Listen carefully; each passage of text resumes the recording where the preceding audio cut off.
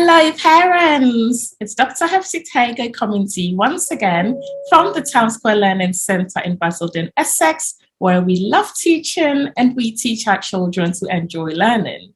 We're continuing our series on understanding the UK educational system. And in the previous recording, I talked about the various exams that your child will be expected to sit nationally as they go along their educational journey.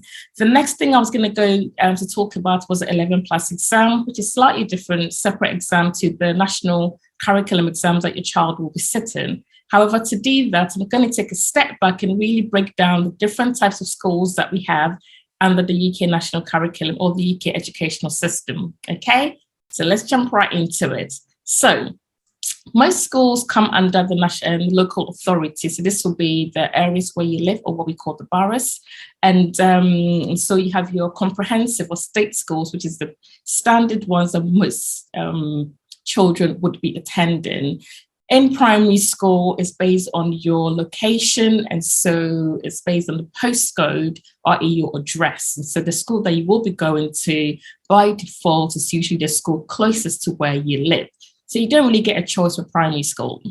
Secondary school, however, you can select and choose where you would like to go to. And so you can either stay in a local school. It doesn't have to be one near your address, or you can then go out of your local area to access other schools. So there's a bit more flexibility as to accessing your secondary schools. So these are all the local authority schools, okay, your comprehensive or state schools. Now, of course, you have your fee-paying schools, which are your independent schools, and these can be day schools, so these can be boarding as well.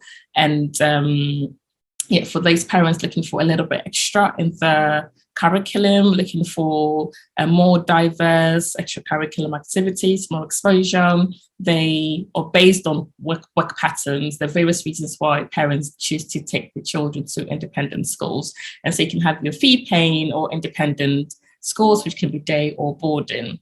Now, we also have the free schools or religious schools. Now, these schools are not under the direct authority of the local government or the local authority. And so they have a bit more free reign as to how they manage their schools.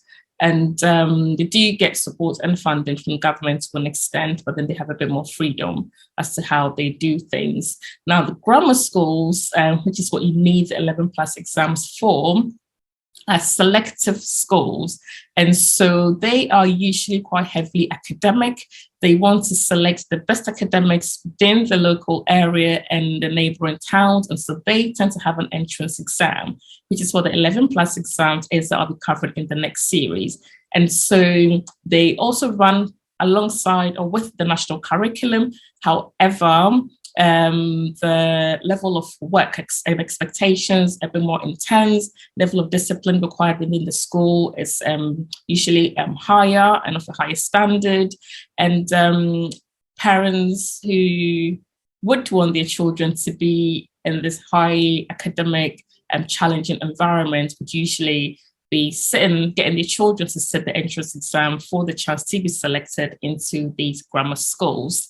Bearing in mind, it's not really for everyone because it's intense. And I do know some grammar schools that would send letters out to parents if your child is not performing to let you know, get your grades up or you have to leave the school. So, you know, it's not a walk in the park. It's quite intense. It's aimed at high academic level of performance, very competitive. And so just make sure you do your research if you do want to access the grammar schools.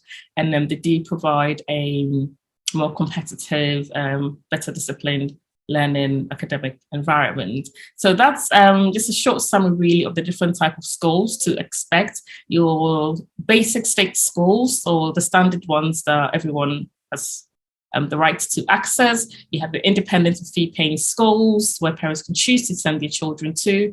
You have the free schools, so the religious-based schools that are a bit more independent and don't have to operate directly under local authorities. And then, of course, the grammar school selective exams or selective schools where you need to sit an entrance exams to get in. So in the next recording, I will now talk a bit more about the 11 plus exam and exactly what is required if you're looking to get your child into grammar school.